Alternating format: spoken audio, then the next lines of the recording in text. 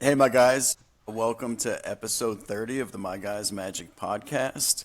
Very special episode. We have a special guest here with us today, and I'm Pete. I'm here with Joe, and then I'll let Joe introduce our guest. So, Joe?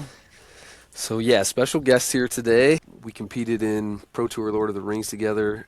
My plan was to have him on when Pioneer became a format again. I would say we were both friends, or both big fans of that format. Former RC champion as he took down RC Dallas in 2023, a former Worlds competitor, and most recently qualified for NRG champs through this past weekend's team event.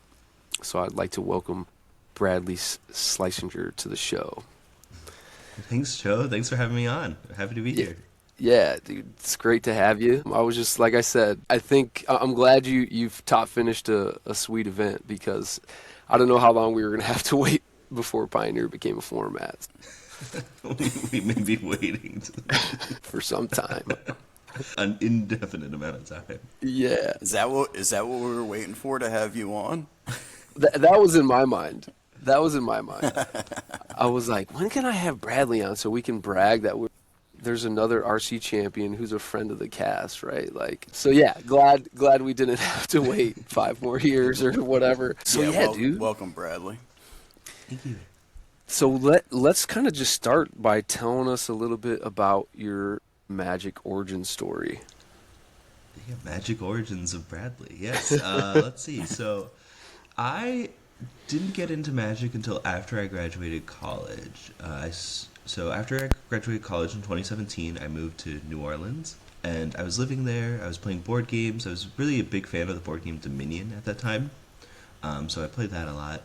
And I would go to this board game meetup at a local cafe in New Orleans. And there, the organizer of the board game meetup, he taught me how to play Magic with his decks. So I got the basics there. And then in 2018, I moved to Atlanta. And I didn't know anyone in Atlanta, but I knew how to play Magic. And I was able to use the store locator to find the nearest store to me, which was at the time was called Dabbers Cards and Games. And I met a lot of good friends out there. That people who, when I still go to Atlanta, I go and see them to this day. So Nice. that was a big for me. I learned how to play Magic.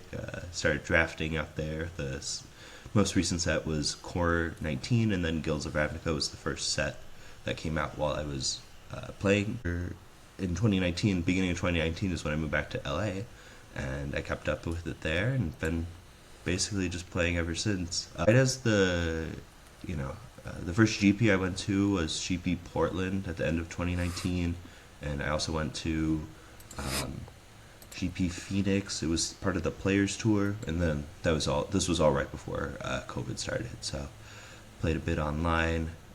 Back in those days, I was playing Schlesinger tokens. I don't know if Nice. you remember that deck. It was March to the Multitudes, Venerated Loxodon, and Flower Flourish. Yeah, just putting some tokens out there and pumping them up.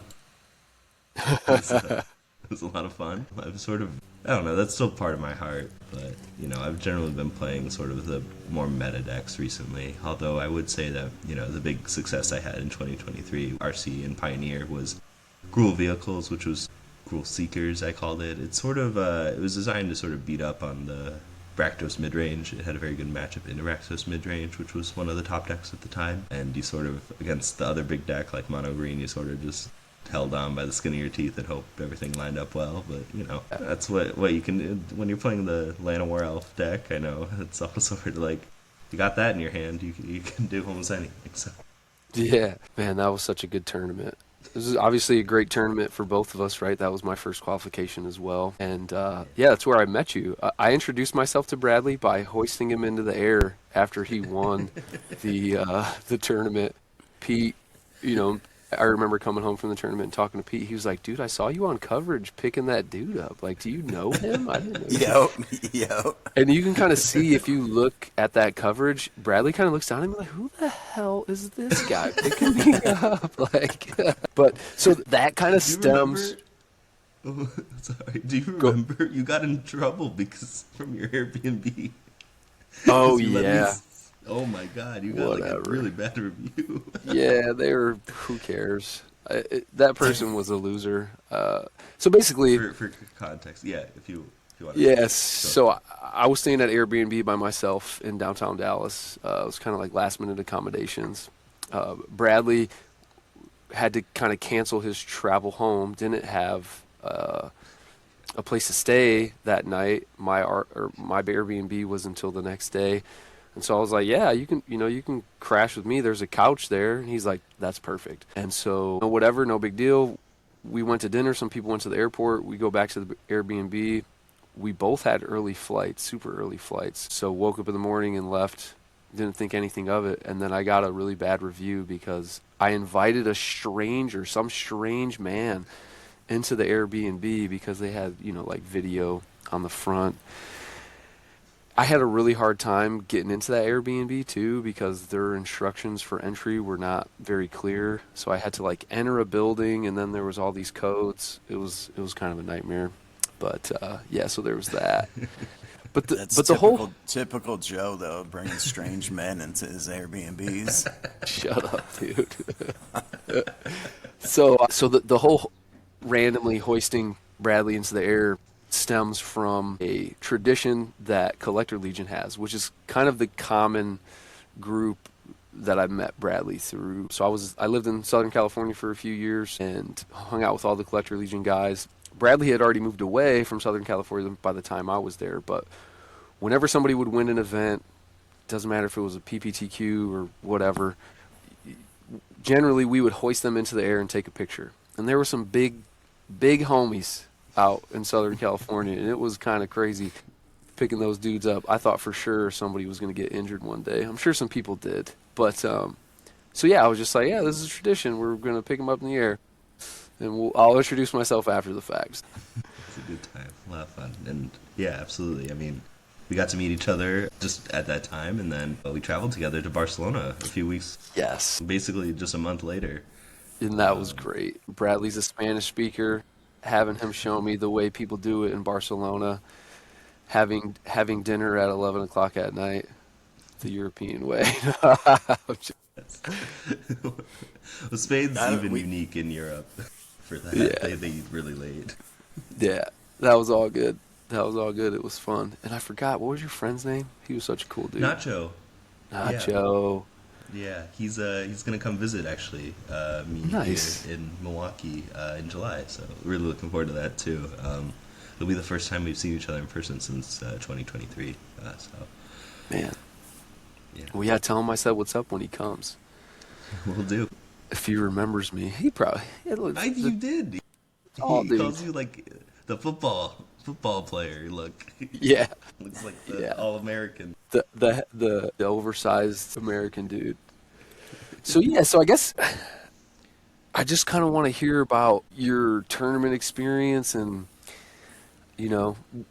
how you came about your deck decision for Modern. Any kind of like key takeaways you have from your most recent tournament experience. And I know team events are always special, so if you have any special thoughts on that too.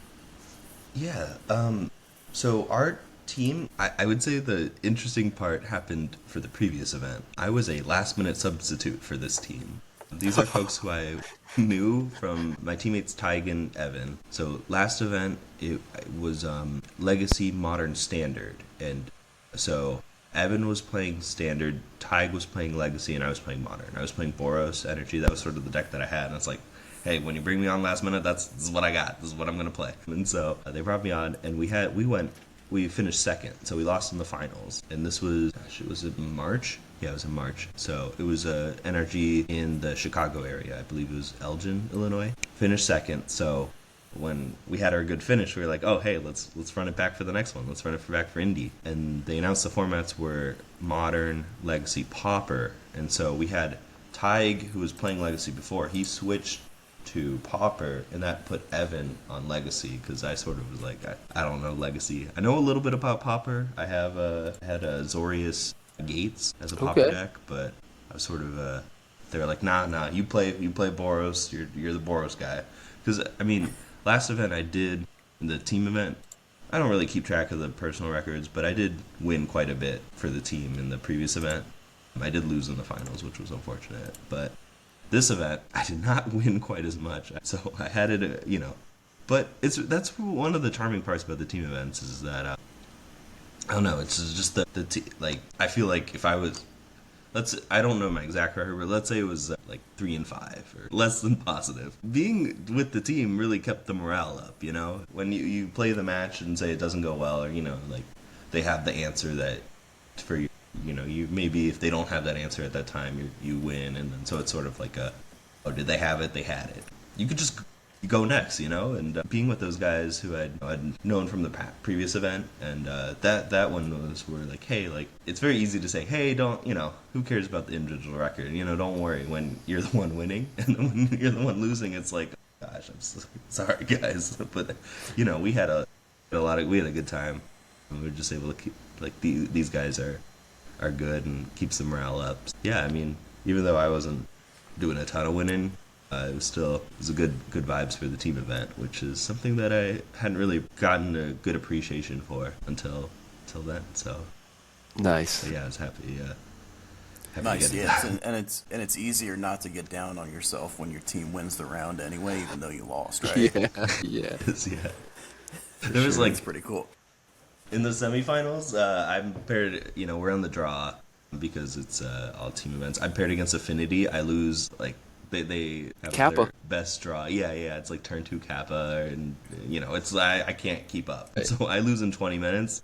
And then the legacy match is like to determine the match. It goes on for maybe like an hour and a half. So we're just like, Wow. I don't know much about legacy, but I'm like, watching along, trying to support as much as I can. But that's sort of where it's like, I can't be too upset, I guess, about my match because when your teammates there, you want to make sure you can support best you can. I'm sort of there. I'm not really giving as much advice, but sort of just being like emotional support, I guess, or like setting the board. And then Tig, who was playing Pauper and then had played Legacy last time, he knew a bit more about what's going on in the format, so he had more ideas. And then if there was something that was like, well, do we want to think about this? I'd talk to him, and not distract Evan, who was actually piloting. Yeah. Yeah, for the most part, it was, I was just, I'll play my match, and then if I have like a question about a keep or a mull or a play, it was, sort of turnover. But I don't know, I think for 99% of the time, you're playing Magic as a tournament format one-on-one, so you can make all those decisions by yourself. It's just when it affects other people, you want to sort of get them invested too. It's like, hey, I'm going to keep this one lander. Is that cool? And it's like, well, but it's like, I really want to. Look how good all these cards are. Yeah, I hear other people talk about not soliciting input from their teammates at all during the event, which I don't know. I don't feel like it's as teamy doing it that way, And I think that a lot of that just stems from like, hey man, you're my teammate. This is kind of like a 1v1 game. Make the best decision you're going to make. But I definitely get the consulting people during key decisions, as I have done. Right, that's one of the benefits of doing the team event, right? Right. Yeah, three minds is better than one. Yeah, absolutely. That's Sometimes it's kind of Depends on the 3 minds. well, yeah, certainly does. The thing is, if you have actually everyone like riding along, you can never get a bluff through if you're the pilot, because whenever you do something that's not like the most consensus or obvious thing, everyone's gonna be like looking at you funny, and then unless you need to come up. This is where going to the next level with the team. You need some sort of like code to be able to tell your team like, hey, I know I'm like up to something, but just ride along with me. Like I know it's gonna look weird, but trust here, as opposed to like, I think I'm just gonna like attack my 2/2 into their 3/3. I just miss Sure. it. I'm not missing it. It's Yeah, like, yeah. So, but like when you do, it's like wait, hold on, what? Yeah, like So, what? And then you're that's like something where whispering it's- in each other's ear, like, oh, this chance to be like shit. And it's like, dude, just. More often than not, I find that in the team event, if you have too much input, you just kind of get decision paralysis, and Yeah. the wheels spin for too long. And they're like, Judge, can we like speed this up? So, yeah. I get that. We played a team event, Joe. Did we not? We did. Yeah, you were our limited seat. I played standard. I was playing Vivi Cauldron, and Mr. Ancio was playing blue-white control in modern. And yeah, I think for that one, Matt and I had no business giving you any advice on the limited format, right? So you were just chilling that whole Do time. my thing. And Well, we Matt and built the I, pool together. That helped. you were like, what's the final cut? And I was like, I think it's Oh, yeah. probably this, but I could see either way, you know? It's like, that was my only thought. So, which, there is a lot of, I'll take some credit. There is a lot of thought in that last cut. No, That's where you. that was good. I think we should have did way better, but just kind of a couple bad breaks, right? Kind of lost at the wrong time. Matt, here I am. He thinks I'm blaming him, but the reality was he asked me a question and I gave him bad advice, and he should have just went with what he knew, and we probably would have had to draw that round, and maybe, because he didn't lose against Titan the rest of that weekend, so. Oh, Nor did I when I played, but it's all good. It's all good. You live and you learn. yes, sir. Yep. You guys became famous that weekend. Twitter Fire famous. shoes. Yeah. Yeah. Yeah, good old good. That fire was fun. shoes. It was fun. All right, so we have the Cincinnati RC coming up this weekend. Bradley, you're traveling there. I'm going there. Pete, your brother's getting married. Best man at the wedding. You've been working on your speech, so we'll miss you. Yes, sir. You'll be I'll there in miss you guys spirit. too. Just go win it for me. All right. If any one of the crew wins, I'll be happy. Yes. I'm just trying to at least requalify. That's like my minimum goal. So yeah. So let's talk about the standard meta. So I dug a little bit into the results from the Tokyo RC and Spotlight London. And so again, if you're not following along by video and you would like to review the information, there's a Dropbox link in the show notes. Take a look at that. If you'd like, we'll be trying to post it on some of our social media accounts, so you can check that out there as well. So what I did is I looked at those two events only. I didn't have time to kind of compile any challenge results from MTGO or any other sources. RC Tokyo was won by 4-color control. There were 352 players, and Spotlight London that same weekend was won by Blue White Momo, where there were 602 players. And so I looked at the top 32 of those events, compiled them together, and kind of to present the winners meta, put together this first table here in the center. We're going to talk about each event individually, but I kind of wanted to start with that. So the top 32 percentage of those two events, 14 of those top 64 decks across the two events were Is It Prowess, so 22% of the winners meta. And then the second most popular deck was Spelementals, 17%, which I think most of those came from the Tokyo RC. Selesnya Landfall and Ouroborid were 8 to 9% green-white Ouroborid, which I assume is some take on Matt Nass's list from the PT. And then 4-color control. My prayers have been answered. A control deck doing okay. It's the 5th most popular deck from these events. And then, Is It Lessons, Bant Rhythm, which also includes Selesnya Rhythm for Selesnya Gearhulk, Golgari Midrange, Jeskai Control, Teamer Prowess, which I assume is just Is It Prowess, but with the Elusive Otter. I don't think they're playing any other green cards, if I'm not mistaken. They might be playing Toph. What's Toph? Oh, Or no, that was the Teamer Lessons. Never mind. Yep, Okay. Bradley, you're right. And then Blue White Momo, 3% of the top 32. So there was one other one. There was another Blue White Momo in the top of the Japanese and Korean RC. And then there were some one-offs, 4-color Elementals, Allies, Is It Opus, Mardu Discard, which was also in the finals of the London Spotlight. There was one mono green landfall list. So again, most of mono green landfall has pretty much all but shifted to Selesnya landfall. There was a red aggro deck, which is basically it was splashing blue for the snake.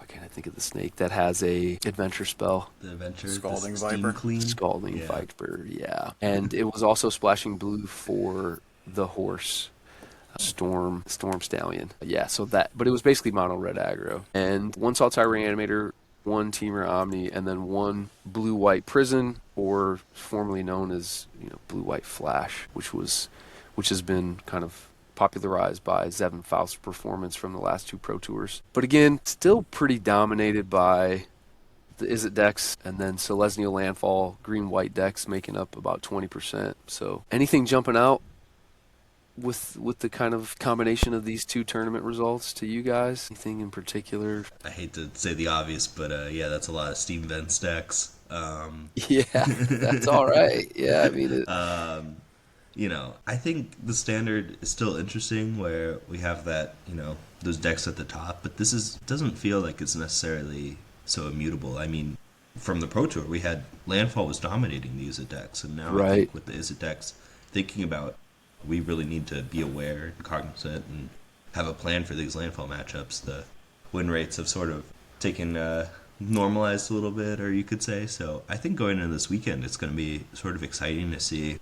Is it going to be more Izzet? Is Landfall going to have the tools to fight back against Izzet, or is it going to be something else that's sort of bubbling up from under and finding a way to attack those top 2 decks? It reminds me a lot, actually, of the RC, if anyone cares about 2023 Pioneer, but, you had Rakdos Midrange and Mono Green Devotion, and those were sort of like the pillars of the formats, and then it was like, all right, who's going to find a way to have good matchups against both? Because, if you have a good combo Mono Green matchup, then you're going to lose to the fair, grind you out, Rakdos Midrange style, so yeah. You never know.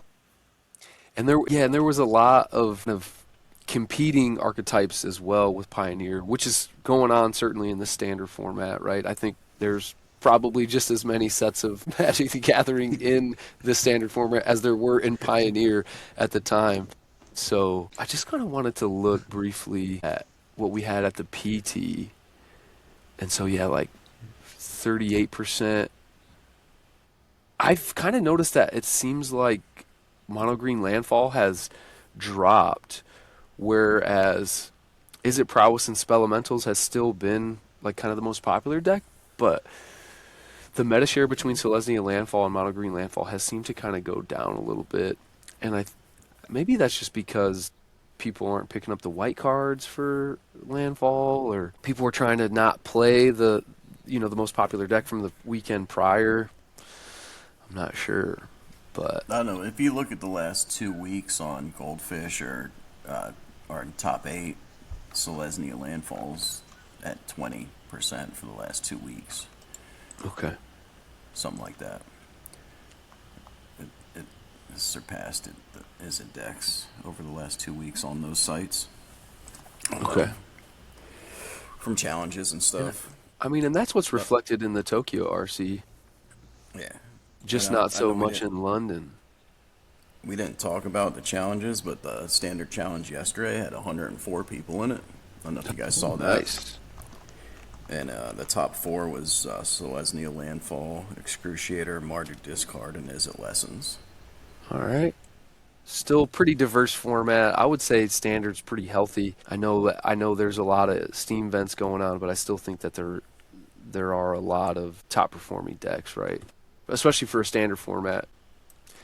So which one do you guys think's better, the Selesnya Landfall or the Selesnya Ouroboros? Well, I mean, Better's a tough.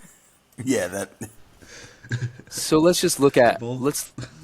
let's look at the data, right? We'll let the data speak to itself, I guess. Like, so in Tokyo, Selesnya Landfall was 15% of day 1 and 12.5% of the top 32. So it pretty much converted 1-to-1. Selesnya Landfall was 9% of day 1 in London, 6.3% of the top 32. So a little less than 1-to-1 conversion. Green-White Ouroboros was 4% of Tokyo day 1, 6.3% of the top 32, and Noah Ma took it into the top 8. A little bit better conversion there. And then 4.4% of day 1 in London, so similar overall day one meta share between London and Tokyo for green, white, Ouroboros, but then 9.4% of top 32. Much better conversion from day one into top 32 in Tokyo. Oh, wait a second. That's London. Yeah. Oh, So this one's London. Disabled. Yeah, my bad. Sorry about that. It's okay. Sorry. No, you're good. I feel like maybe I'm not a perfect podcast guest because I don't feel like I could speak definitively, whether or not green, white, Ouroboros or green, white, Landfall is the deck of the weekend. I feel like it's going to come down to a lot of where you think the matchups are or, how comfortable you feel on each of those decks. Certainly for choosing for Cincinnati, those are decks that I think both of them, they may sort of seem simple on the surface, right? Where it's like, oh, I'll just play my cards and then attack. There's kind of a lot more going on if you look a little closer. And I wouldn't want to be, just picking one of those decks up, Friday before the event and trying to play the RC on Saturday. So which one would be better? Absolutely not. Yeah. I guess I think Still undecided.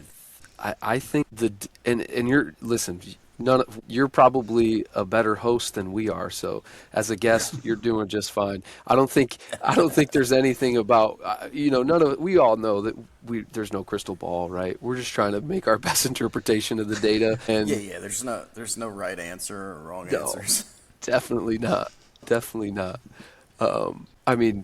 I think that the data shows that green, white, Ouroboros is doing better than Landfall. My thought is that coming out of the PT, Is It Prowess players and Spell Elementals players were maybe had a little bit more respect for the Landfall matchup and the green deck matchups and adjusted accordingly. And people had their eye on Schlesinger Landfall, probably got some reps in against it to know how that matchup was supposed to go. Green, white, Ouroboros, though, has a better main deck matchup against the Is It decks, against Prowess specifically, because of those main deck white cards in Sage of the Skies in particular. And I think that green, white, Ouroboros probably still has a pretty good matchup against Landfall, right? If you can keep, Harmonizer off the battlefield, I don't think you can lose, personally. But if they have that crazy make a giant trampler kill you, I don't think really anybody's beating that. If I may, sorry, Joe, finish your thought. You cut us off whenever you want, Bradley. That's Yes. guest here.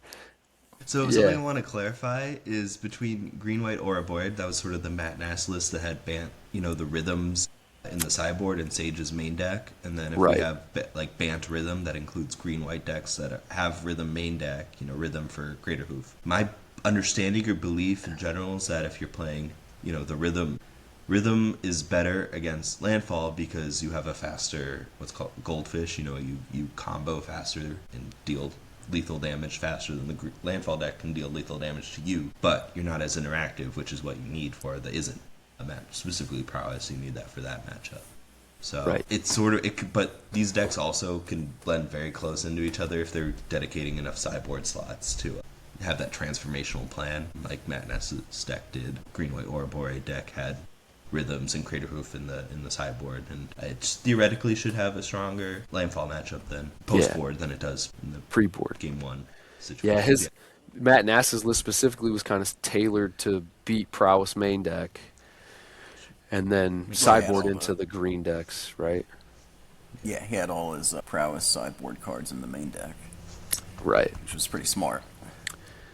And I'm sure if we looked at, Bant Rhythm did really well in Tokyo, whereas in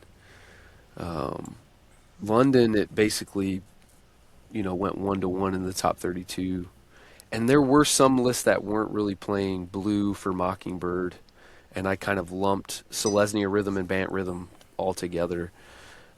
So there's probably a little bit of that loss in the sauce here between what green, white, Ouroboros is basically a rhythm deck, but the rhythms are in the sideboard, whereas Bant Rhythm, Schlesinger Rhythm are in the main deck. I think that's really the only difference. I wanted to talk about just kind of how some of these decks, particularly in London, these kind of new and spicy lists, Mardu Discard, and Blue White Momo, which I think we're aware of what that deck is, but obviously because it won London, it's going to be on people's radars. I'd expect to see a surge in Mardu Discard, Blue White Momo, and probably these control decks with how they kind of dominated, or at least did really well in Tokyo, and did decently in London as well. So let's take a closer look at those lists. So I guess we'll start with the winning list from Tokyo. Kichiro Matsumoto took it all down. He was playing super clean Magic, and I know Pete, kind of coming into the format, I guess I wanted the resonating loot to be the card, right? Right. But it looks like it's trying it out.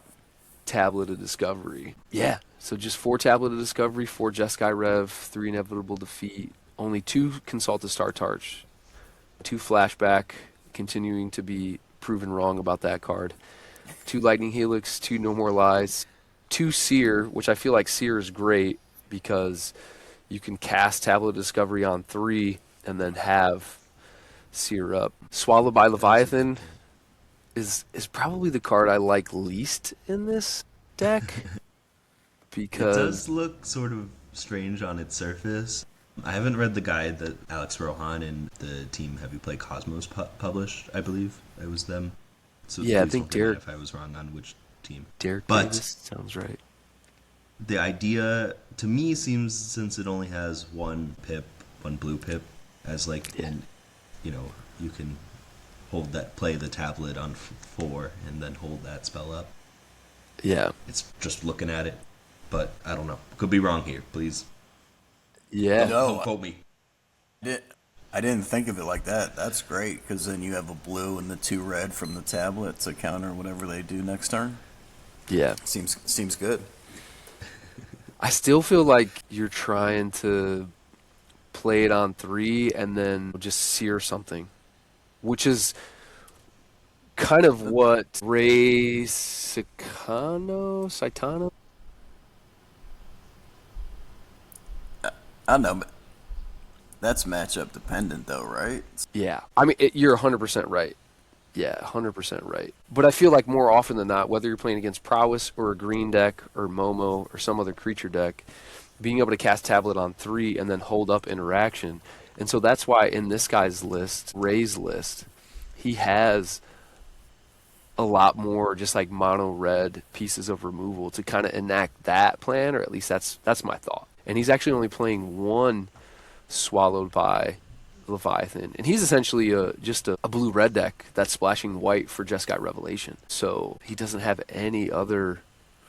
He has an Essence Scatter. He has an Essence Scatter and a Swallowed by Leviathan. That's his only counter magic main. So, and he went undefeated in the Swiss, right? He went undefeated in the Swiss, and then lost to this gentleman whose name I cannot recall from the tournament. I watched some of the coverage, but I cannot read Japanese, so I don't know this guy's name. But they look to be very similar lists. He has 2 3 steps ahead instead of what? Let me see if I can do a side by side. Maybe Broadside Barrage? No, he's got Broadside Barrage. It looks like instead of some of the Yeah, it's still the same general quantity of Wrath, Slackstorm versus Ill-Timed Explosion, sure. Yeah. So anyways, exactly. Yeah, no, I mean, there's something different here. I mean, 3 steps ahead is always cute when you can have a nice artifact to copy. Yeah. We've seen that from Lessons. And you can see it here with the tablet too. Obviously, that's not Plan A for the card, but just having that upside later in the game makes it really feel nice where you're getting to do your game plan like that. Yeah, I thought one of the interesting innovations that I saw with this just last night was instead of 4 Tablet of Discovery, people were playing like 1 or 2 Resonating Loot, which I thought was interesting. So, something to think about. Throw the flute in there. Yeah, dude, let's go. I think that Control also did a lot better at Tokyo because there was a lot more spell elementals in the top performing decks. And I think Spelementals probably has a much tougher matchup against Control than Prowess. Would you guys agree, disagree? Haven't played the matchup, but it does seem to make sense to me because with Spelementals, you can't start your clock as fast.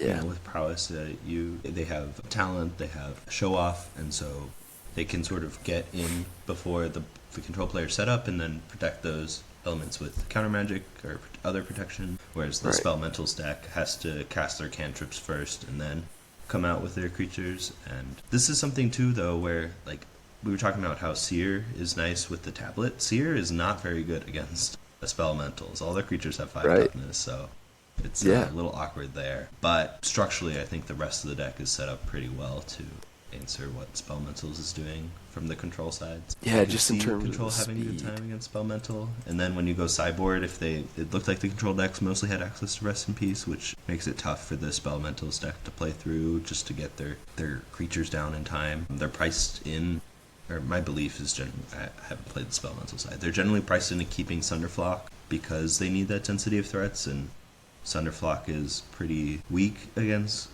control, I'd say. Yeah. You have to have a creature in play to play it out, and then maybe because of that play pattern, you are overcommitted to the board, or you can't protect things in the way you'd otherwise want to. Yeah. I can definitely see the logic behind why control would have a good Spelementals matchup. But of course, individual games, individual pilot decisions can certainly make all the difference when you get down to the nitty-gritty.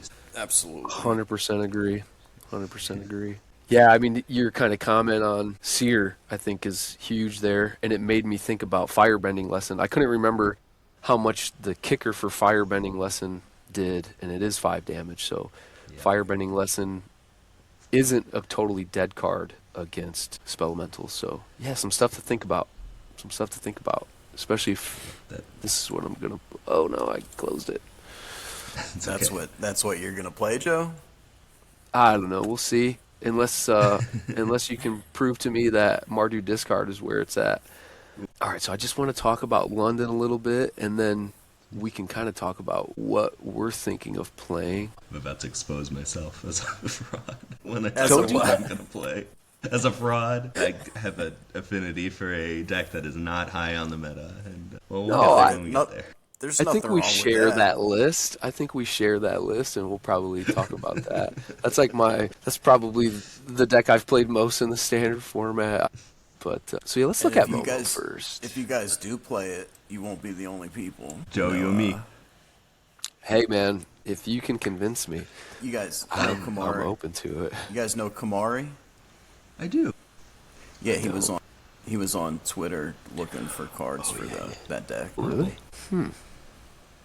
If If we're talking about what we're talking about, yes, Just I go think ahead and let's- spill it, Bradley. Just spill it. Oh, What we're is it? spilling it now? No, I No, gave okay, a teaser, higher. and now I ruined the order of our podcast. it's I'm so fine. sorry. No, No, it's we all gotta talk good. about Mardu Discard or let's Momo talk right about now. Mardu Discard first. Momo.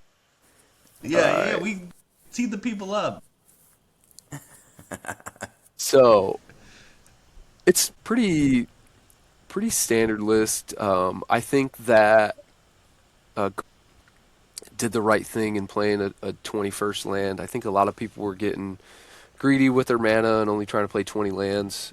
So I've got respect for the 21st land, maybe even the 22nd. But Momo, Quantum Riddler, 4 Sage of the Skies, 4 Starfield Shepherd.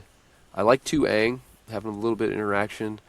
2 Cosmogran Zenith, 2 Hylia, 2 Nurturing Pixie, and a Gran. I was befuddled by the one of Gran. Maybe just another 1-drop to kind of help smooth things out. I don't know. Gran's nice with the Springleaf Drone. I don't know. That's true. That's yeah, why- that's probably it. that's right? why it's in there, right? Because you Yeah. can search it. You can search it up with Starfield Shepherd, and you Okay. get to loot with the drum. It's pretty Oh, yeah. solid All right. from when I've watched play of this deck. And then 4 Drum, 2 Erode, 2 Seam Rip for interaction, 4 Daydream to scam your stuff, and then 2 Practice Offense to Alpha Strike your opponent. I got turn 2, here's a 5/6 or 5/7 Quantum Riddler, good luck, and I scooped him up. So That's tough. I was playing Elementals, and I was like, I don't think I have any outs to this. Like, I can draw a deceit and bounce it and then maybe come back, but I didn't really have a fast start with that hand. I kept a hand that had interaction, but it didn't have any of my accelerants. So I was getting cooked. Didn't know what my opponent was on, so I scooped it up. Well, what do you guys think about this list? I love it. It seems fun. I love the scam effects. I loved playing, elementals in modern. Yeah, I mean, it's lacking the prison element of High Noon that was a characteristic of the Seven Faust list, but Yeah. so, I would say High Noon's probably pretty important into the is it variants like prowess and lessons, but in exchange you're sort of having this more over the top potential that the Cosmic Ring Zenith and offers you. Yeah. I guess it's going to be sort of and practice offense. It's really sort of a meta dependent situation. It seems to me at least, whether or not you want to be doing the scam stuff and trying to get on the battlefield quick, or if you want to be prison and lock your opponent out with even interrupters. Yeah, I think both are reasonable. I think if you expect a lot of prowess, this deck is pretty well positioned against that. Turn 2 Sage of the Skies is pretty good. It's still good. Still stands the test of time. Yeah. It seems fun. I'm not really sure if we have enough data to be sure how it does against. I think the Sage of the Skies is better against prowess, but I'm not sure if the clock on this is fast enough for like the landfall decks. But I don't know. Something to think about. Sort of looking at the sideboard, I think maybe like with Clarion Conqueror as a 3-of, Yeah. that's sort of where they're targeting the rhythm in the landfall decks, just to lock you out of being able to use your Badgermole Cups pretty well. Yeah, you highlighted Pyrrhic Strike. I think seems like it's going to be a card for landfall if you are able to get both modes on a Earthbender's Ascension and one of their 4 toughness. So thinking about the Harmonizer, the Ice Till, and even you could get the Hydra with that based on Right. Yeah. mana value. I confuse it with Destroy Evil. And then potentially take out a mana value is nice. and then potentially take out a like an Earthbender's Ascension, or maybe a Sapling Nursery, or a Lumbering Whirl Wagon. Yeah, all solid points there. But I agree. I'm trying to think of this hide on the ceiling. What do we? That's maybe for control. Maybe it's another sort of blink effect in your deck that is hoping to blink things, but it's a flicker, I guess. It's a slower blink. But against control, where you can sort of as hide opposed to your team countering from a the wrath. You blink them out and then come back in. You get your ETBs again. Something between Stroke, Pierce, No More Lies. There's you got tools for control. Yeah. Yeah, is there ever a world where you're using that to clear all the blockers and just win? Could be I as well. think so. I think so. But I don't know. I'd have to think about it a little Most bit of your more. stuff's flying anyway. Right. Yeah. Yeah, so I don't think you want to this- clear this- blockers there. Yeah, I don't know if you want This to is clear the exact blockers there. 75 that won London? if I Yes. remember correctly? This is so- his list. I'll have to go back and watch the coverage of that event and see if we ever had a hide on the ceiling appearance. Yeah. I was messing with this card for a time. I thought it was pretty good, but Seems really good against Mardu discard. Just blink your stuff, comes back without the counters. Like Moon Shadows, yeah. Yeah, reset the Moon Shadow, reset Mako. And, speaking of Mardu bad. discard, yeah, let's take a peek. what do you think, Pete? This is kind of your realm. Oh, I love this. Been playing it on Arena. I beat a turn 2 Riddler with this list. Ooh. How'd you do that? I just leveled up Cool but Rude and was just discarding stuff and did more damage to him than he could to me before the game ended. Were you gaining some life with Hardened Academic or anything? Did that come into play? Yeah. With practice offense is great. Okay. Right, just like discard it, cast it, lifelink, double strike. Seems good. Won a game this morning. I went turn 1 Mako, turn 2 Hardened Academic, turn 3 win for like 18 damage or something on turn 3.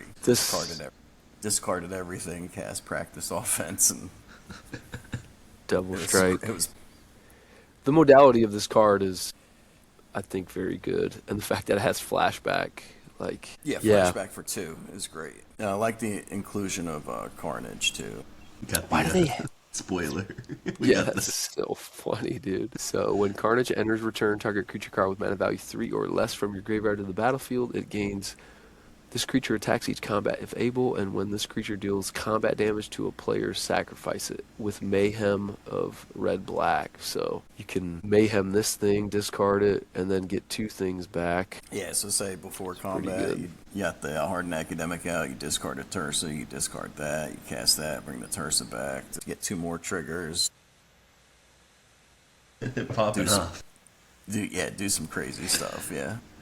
I will say I do think this configuration, not necessarily that it's playing Mardu, but just I think the versions of this deck previously, Rakdos discard, where it was playing Monument, just the Monument was a little, it's quite strong when it gets going, but it sort of set up these clunky situations where instead of putting another threat on the board on 3, you just tap out, play this artifact, and you sort of give your opponent a little bit of breathing room for them to stabilize, come back, and this list seems very good at just keeping the pressure on. Yeah. Every time you cast a practice offense from the grave, you put a counter on something if you have an academic out. Every time a Bloodghast comes back, you put a counter on something if you have an academic out. And like Bradley was saying, the Monument lists, if you play Monument, you had to have an elf or a flail out. Right. You give them before you cast the Monument, or you do give them a chance to. It's another card that did make the cut from previous iterations to this list is the Conquistador's The flail. flail, yeah. Yeah, I think that Hardened Academic is a big deal because you get another discard outlet. It's in the form of a threat that, there was almost, and it's kind of the same thing with Monument. Like, you could play Monument, but then it wouldn't do anything by itself. You had to have something else for it to work together. Same thing with the flail. Like, you had to have another discard outlet, but it wasn't a threat unless you had another creature. Like, it can prove your threats, right?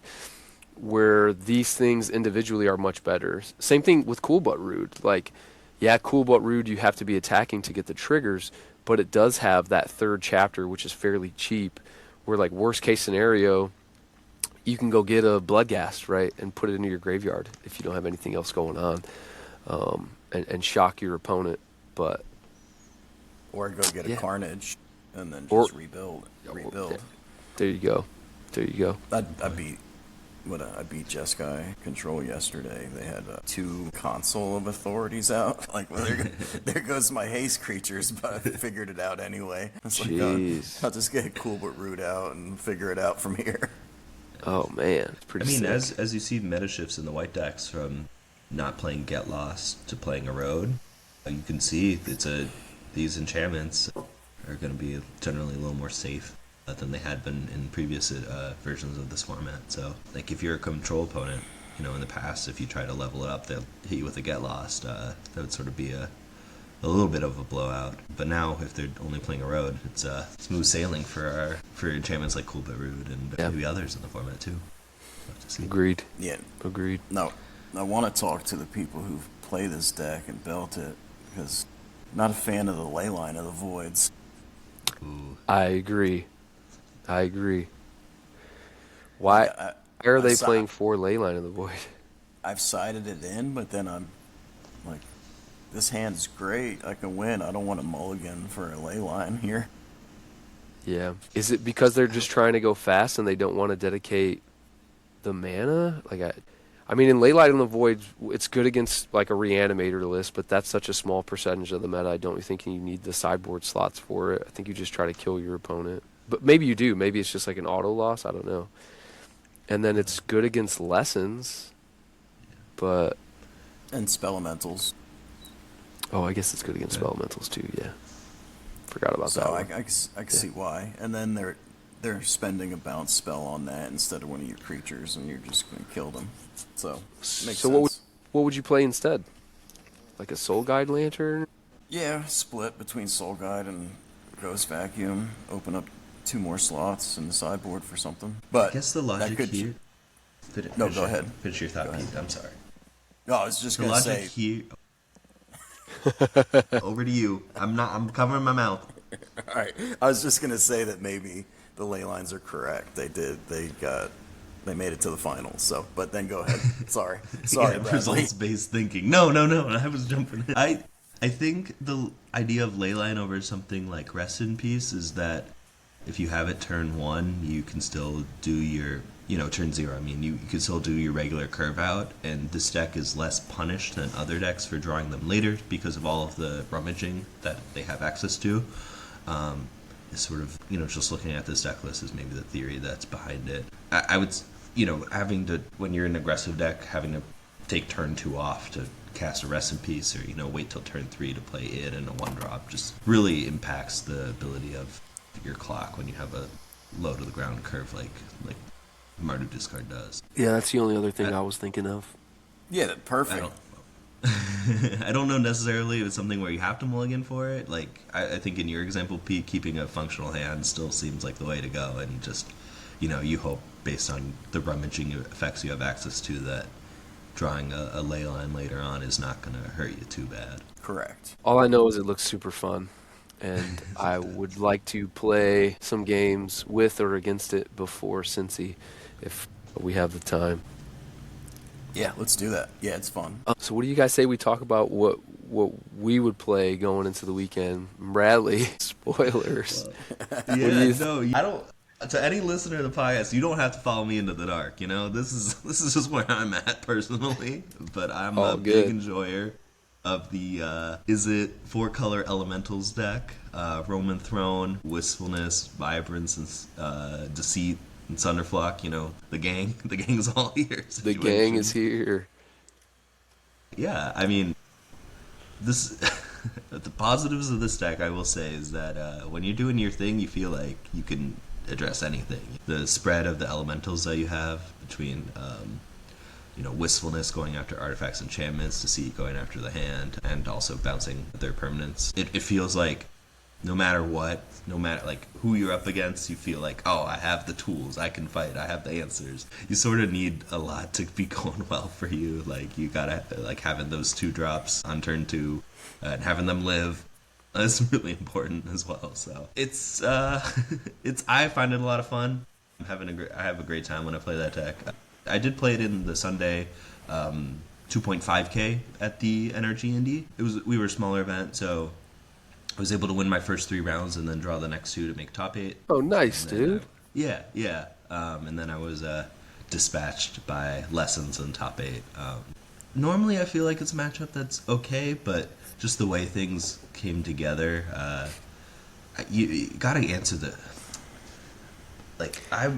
based on their list where they only had 3 monuments and no storm chasers. I was really holding my wistfulnesses to try to once the monument come down, that's when I'll get it, and then they won't have any win cons. Well, my opponent was wise to my antics, and they waited to turn where they could then I had no threats going on because I was just holding these wistfulnesses. They waited till a turn where they had could deploy monument, and then 3 steps ahead copy the monument discard, and so Yeah. I was taking too much damage by that point. Wistfulness can only do so much. That's kind of my experience. Played our local store championship. It was a small tournament, but in that tournament, I played Is It Lessons 3 times, and I was also playing Spell Elementals I'm not sorry, 4-color Elementals because I didn't have anything else built. And I went, 1 and 2. Yeah, 1 and 2 in matches, 4 and 6 in games against it. What you got there? Pit of Offerings? I brought out my friend. Yeah, the pit. Yeah. You got to know about this one. I 100% agree. And my perspective is that a lot of hate the that times you just want to get rid of their discard outlet, which is Artist Talent. Like let's get this thing out of here, especially if they level it up. Then it's like, If they don't have a monument on the battlefield, I'm taking out Artist Talent. And sometimes I think it's even correct, even if they have a monument, if they don't have any other discard outlets, I think it still is correct sometimes to take out the Artist Talent because they're not going to be able to activate the monument. But it's tough. It's tough. So not 100% sure what the right answer is. What kind of sideboard or what kind of graveyard hate did you have in the sideboard? Okay, I have one main deck pit. I have the second pit sideboard. Mm-hmm. There's a lot of situations where, against those graveyard heavy decks that you want to be able to search up the second pit with a Vibrance. I had a Soul Guide Lantern, and then I had Dauntless Scrapbot. I'd seen someone else play it. Dauntless Scrapbot was actually pretty nice. Just against it can come in against prowess. I just found it nice where it's a situation where it's a creature and graveyard hate. I feel sort of there's awkward spots with Soul Guide where, you feel priced into, you'll sack it or whatever. Yeah, and you to don't draw get your a card card back. But having that 3/1, if your opponent's not doing anything else, you're attacking in. You can bounce it with your bounce offs, and if you need to replay your graveyard hate. My list has 2 basic lands, so we get a little bit of use out of the landers as well. So I found that kind of nice. When it dies, you make a lander? No, when it enters. Oh, when it enters, you make a lander and exile their graveyard. Yes. Okay. So it's kind of like Boggart Trawler, right? It's like a colorless Boggart Trawler. It's a 3/1? Yeah. Okay. They're both 3/1s for 3. Oh, yeah. Nice. All right.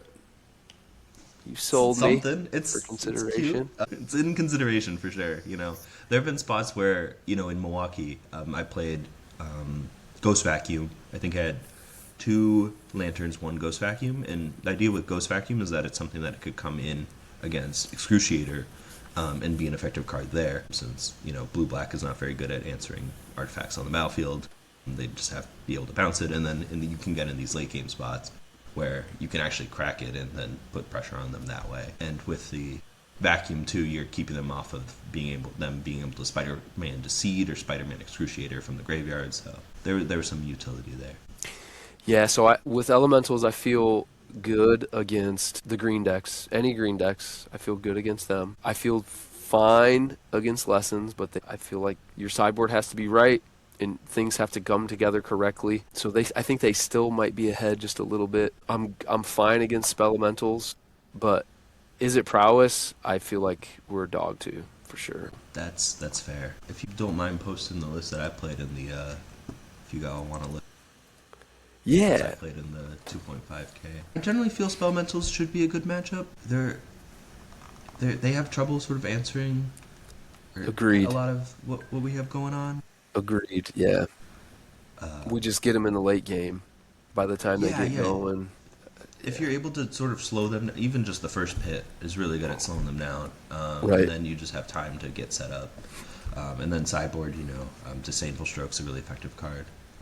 Because it counters their threats. And, just, the access to graveyard hate. I found it to be generally favorable. It's not I wouldn't say it's unlosable, but I would rather be in the elemental spot than the spell elemental spot. Agreed. I agree with that. So, and then I think against control decks, we play 4 Caverner's Souls. So it feels good there, right? But it helps. I found control can be sort of a tougher matchup. Maybe that's just me, but just having the right way to sequence, if you have things going well, specifically Deceit, I think is really nice against control.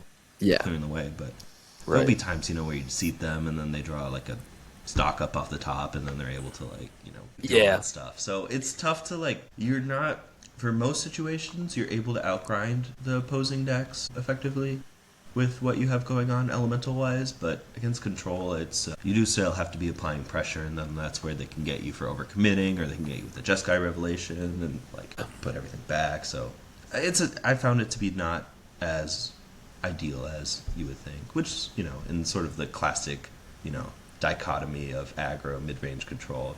We are a mid-range deck, and that's sort of seen as an underdog to control, but obviously it's way too general to make actionable insights on. For sure.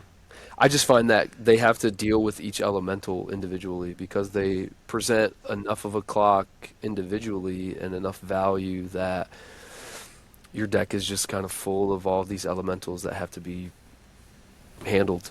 And as long as they don't get an engine going with advantage too much, but you got to have Cavern Souls. I agree. If you don't have a Cavern Souls, I don't think it's a good matchup. But if you can stick a Cavern, you usually are in decent shape. That's pretty good at getting Cavern in play. Yeah. Pete, what do you think, man? Well, I think you guys should run this. Yeah, which is what? Mardu discard? That's on the screen. No. I'm looking at Bradley's list here on my phone. Oh, okay. From I NRG. think I'm gonna still make a couple changes. I did. There's a sideboard guide I just purchased from Respect the Cat. Just to compare notes. Nice. Yeah. But we'll see. I feel like I was playing some practice matchups against Landfall last night, and I was probably winning with Benji. I was probably winning more than I was losing, but at the same time, like Green is really able to. They have a lot of threats. There was a spot where it's like, all right, I think I can play it. They had only card in play was the 2 Ice Till Explorer, and I was like, okay, I'm fine to play a tap land here, and then all they had to do was put Harmonizer on the field, and then I took like a billion damage. I went to negative 50. It's that deck. Not only that though, there's like you got to be cognizant of when they Earthbend on their fetch lands, and then if they have Earthbender Recessive out, like can they get to the 4 counters on the Earthbender? Like how much +1/+1 are they actually doing? If they have a Chocobo, it's like you got to know what their deck is doing to be able to fight against it effectively. I wouldn't. Yeah. Yeah, I had a slow start against Landfall the other day, and they're just bossing, say, on Escape Tunnel every turn, and I'm like, next thing you know, they have like 12 lands in play. I'm like, all right, cool. It's a lot of lands. So I'm in between. I'm going to see how 4-color control goes tonight. I'm going to give that a try, and then I have this pretty much put together as a fallback if I don't like the way 4-color control feels.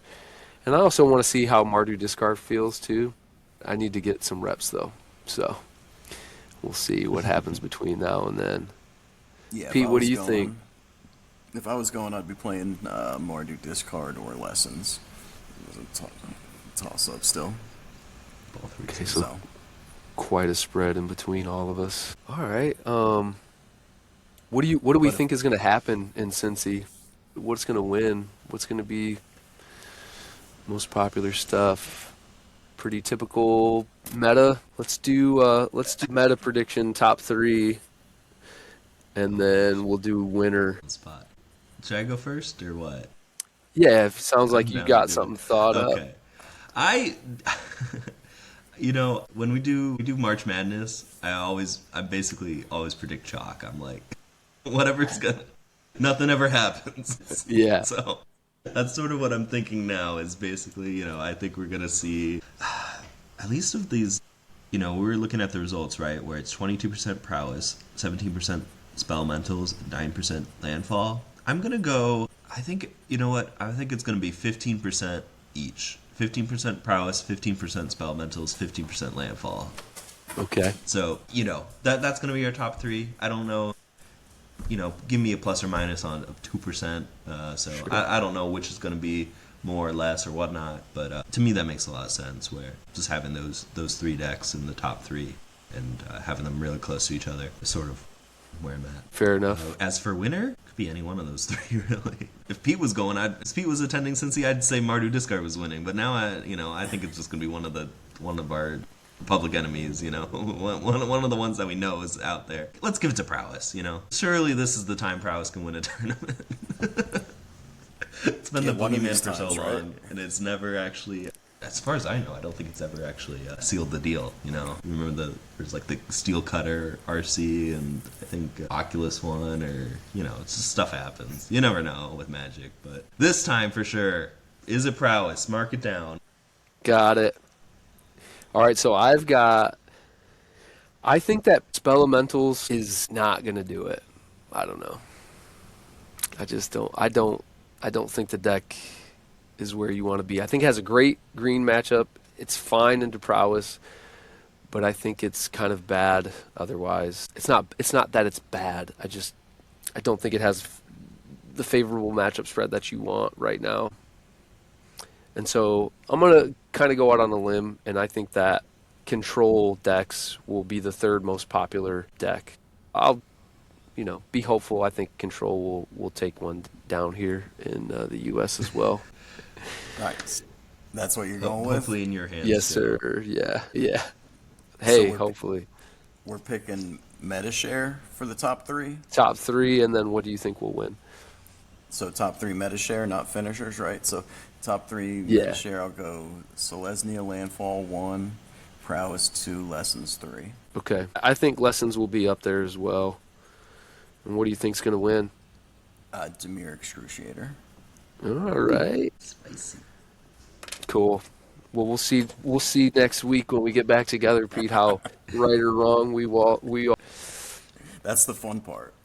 Yes, sir. Hopefully we're all wrong and you guys win. Sick.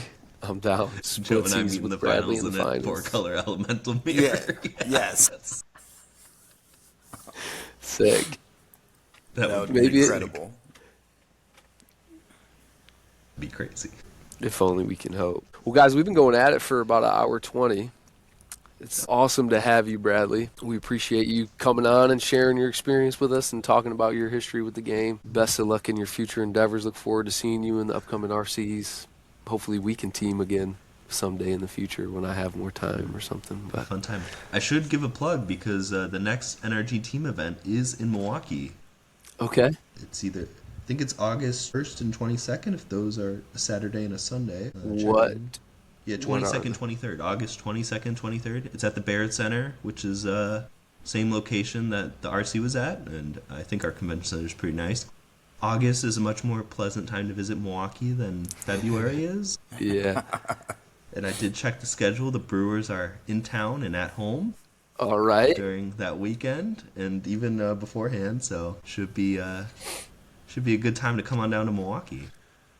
I'll check it out. Hit me up as we get closer, and yeah, we can see. I know that's a tough time with the kids because they're about to start school, and then my wife has pre-planning as a teacher that she basically starts work, and then the kids are at home, usually trying to fight me. So we'll see. What are the formats going to be? First, Joe. They don't announce the formats until Okay, maybe about get 6 close. weeks in advance, just so Alright. that they can monitor. That's a new thing that they've been doing this year. So we'll check back in July and see what they're thinking for the formats. Do you want to share any of your socials for the people to follow? Oh gosh, yeah, go ahead. I don't really post all that much on social media, but you can That's follow alright. me on Twitter. This is sort of where I look at the most Magic stuff, or X, the everything app. I'm a bad social media person. That's all right, dude. Some of the stuff, but you can follow me at BC Schles. So that's the letters BC and then the beginning of my last name SCHLES. Yeah, I don't tweet it. I like tweets, I'll check Twitter to see what people are talking about, and but I don't really post my own. So otherwise, that's where to find me. If we become friends, you can find me on Facebook and Instagram. But those, I try to keep those for. Understood. You guys can follow me there. You, Joe and Pete. Will I'm do. not sure about the general world.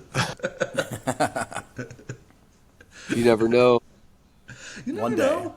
It's very, very possible. That's something I really liked about Magic too. Is being part of the Collector Legion crew. Is that people get added in every day, and you never know. Like someone lifting you in the air one day is going to become one of your good friends.